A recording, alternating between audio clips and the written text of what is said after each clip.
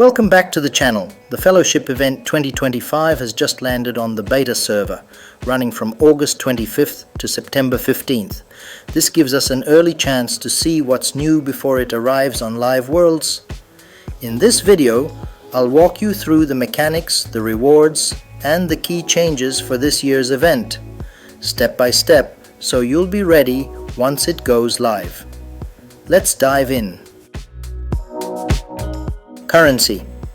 The Fellowship event has two currencies this year. Gemstones, the main currency of the event. You earn them from quests and tasks, maybe incidents, plus 120 free gemstones every single day from the daily bonus quests. You'll spend them to upgrade overseers, speed up productions by 2, 4 or 8 hours, and to open chests at the end of each banquet stage. New in 2025, we also have sacred seals. They are earned from specific building and overseer upgrade tasks, except carriage and banquet hall, and from the reward deck chests at the end of each banquet. Sacred seals are not for upgrades. Instead, they are used in the Bard's Bazaar, where you can buy building fragments, historical allies, and other valuable items. Because they're limited, you'll want to spend them carefully on rewards that best fit your strategy.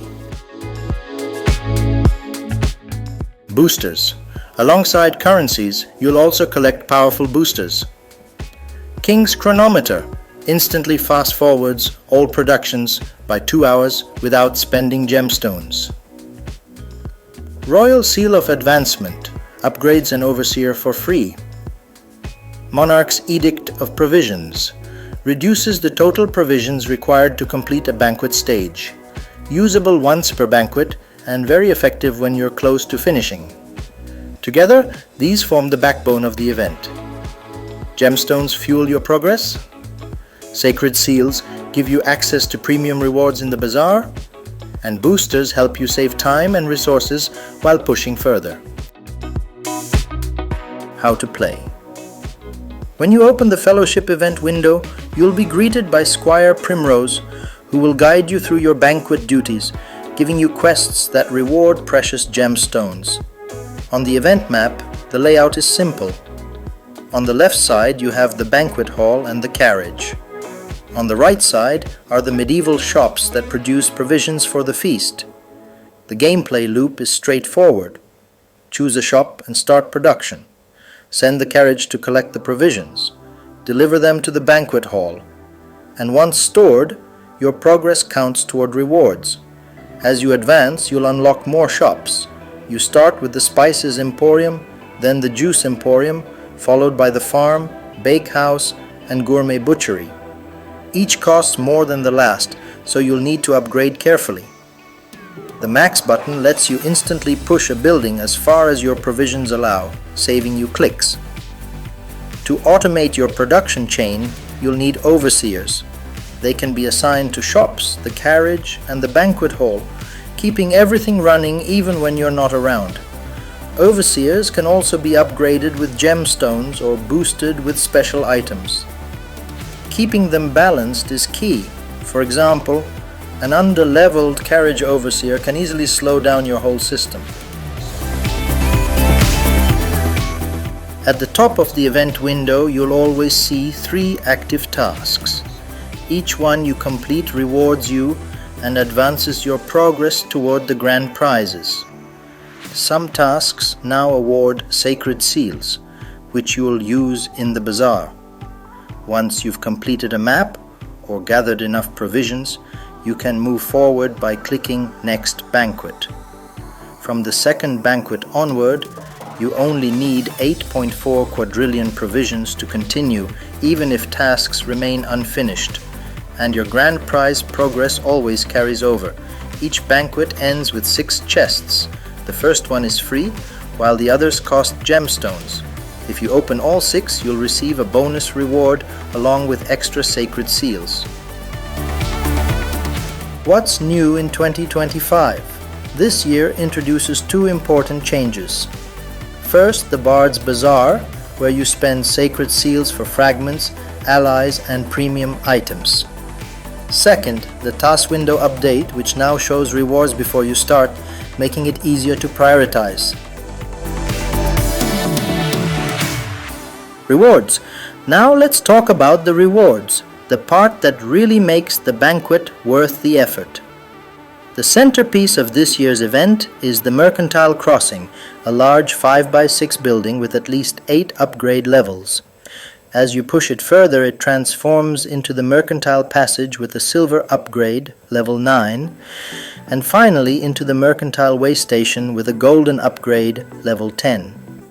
At the top level, it doesn't just look impressive, it also unlocks a special room for a rare military ally, giving you powerful bonuses just like last year's main prize.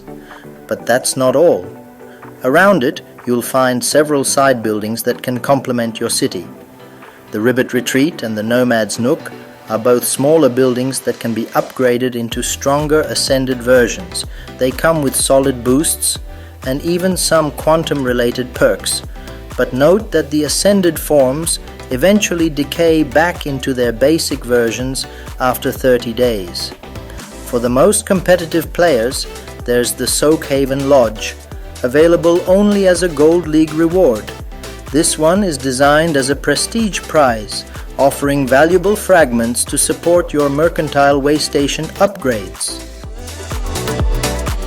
If you manage to complete your banquet town, you'll also unlock the Raftway Harbour, a functional 3x4 building that not only adds a military room but also expands your quantum action capacity. Another highlight is the return of the Fiore Village, an older event building that now comes with new upgrade kits. With these, you can evolve it into the Evergreen, Everbloom, or Everblossom Fiore Village, each offering unique boosts for your city.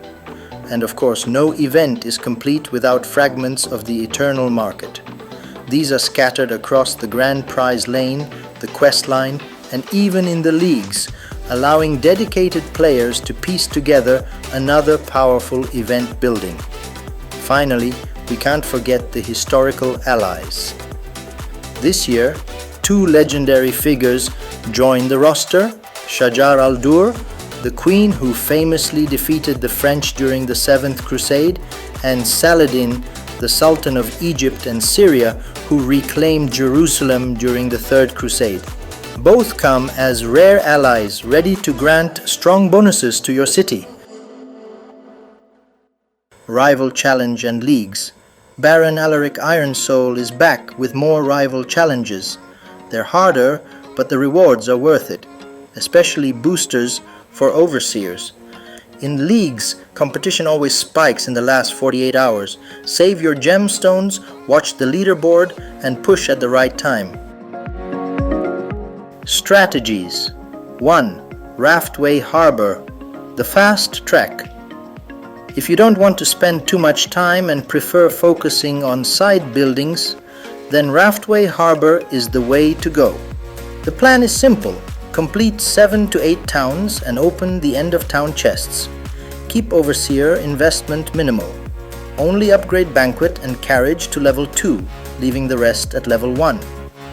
This approach requires few resources, but it can be boring to play. The trade-off: you won't finish Mercantile Crossing and you'll miss out on allies. 2. Mercantile Crossing, the full package.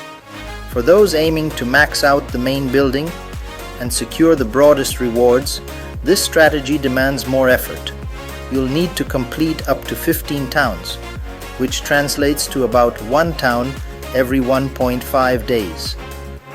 The gemstones you earn are enough to open the end-of-town chests in 2 towns, and the overall rewards are strong. Fully upgraded Mercantile Crossing. At least 1 Raftway Harbour. A significant number of allies fragments.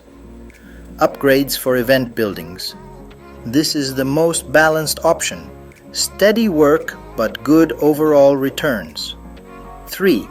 Leagues, the endurance run. If your goal is climbing the rankings, forget about the chests and focus on completing as many towns as possible. To secure a spot in Gold League, You'll need around 24 to 26 towns. That's more than 1 town per day. It's an intensive grind, but the gold rewards justify it for players who can keep up. Daily checklist. Stay on top of your progress with a quick routine every day. These small steps keep your towns efficient, save gemstones, and help you reach key rewards without wasted effort. Collect your 120 gemstones from the daily bonus. Check your 3 active tasks and align your actions to clear more than one at once. Complete the daily challenge. Use the max checkbox to speed up provision collection from your stockpile. Keep overseers balanced. At session end, decide whether to move to the next banquet or stay to push for another grand prize. That's my full guide for the Fellowship event 2025. If you enjoyed the guide, don't forget to like, comment and subscribe to support the channel. Thanks for watching and see you in the next one.